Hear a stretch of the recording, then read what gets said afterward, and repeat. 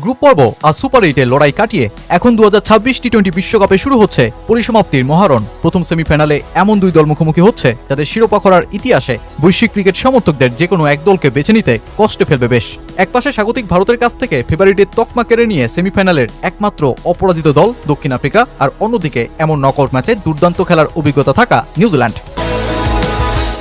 নিউজিল্যান্ডের জন্য Eden gardens একটা অভিজ্ঞতার মঞ্চই তৈরি করছে। বছরের শুরু থেকেই দলটা ভারতের এমাথা থেকে ওমাথা চষে বেরিয়েছে। 3 ওয়ানডে সিরিজে ভারতকে হারিয়েছে, 5 টি-20 সিরিজে একটাতে জিতেছে। কিউই ওপেনার ফিন অ্যালেনের আক্রমণাত্মক ব্যাটিং পাওয়ার প্লেতে প্রতিপক্ষের জন্য বড় সমস্যা সৃষ্টি করতে পারে। সঙ্গে থাকতে পারেন ডেভন কনওয়ে বা টিম সেইভার্ট।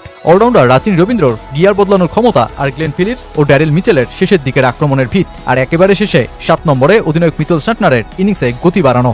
ব্যাটিং স্ট্রেংথে নিউজিল্যান্ডও কোনো অংশেই কম নয়, যখন মাঠটা লঙ্কার স্লো ও নিচু হয়ে আসা উইকেটের বিপরীতে রানের উইকেট ইডেন গার্ডেন্স। তবে কি বলা হচ্ছে পাম বল, যা নকল নাকবলের একটি সংস্করণ। বলটি ধরা হয় হাতের গভীরে যাতে নাকলস লুকানো থাকে, আর এটি সঠিকভাবে করতে পারলে স্বাভাবিকের চাইতে বলের গতি 25 কিলোমিটার কমে আসে।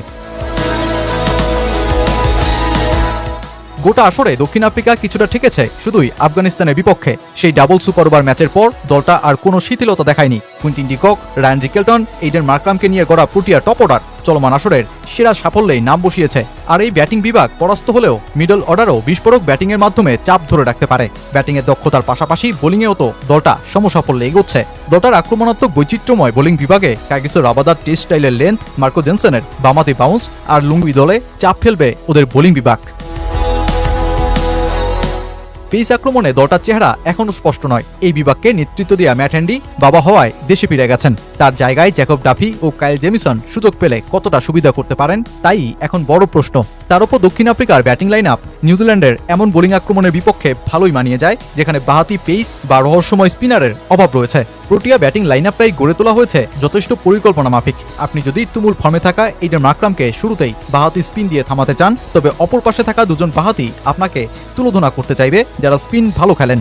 আর মাঝে ডেভিড মিলার বাহাতি ব্যাটার হিসেবে ম্যাচআপ ভাঙতে পারেন। পেসার লকি ফার্গুসনকে তাই চমকে দেয়া বোলিং ছুটতে হবে, আর সেন্টনার আর ইশ সৌদিকে নিতে হবে স্পিন চ্যালেঞ্জ।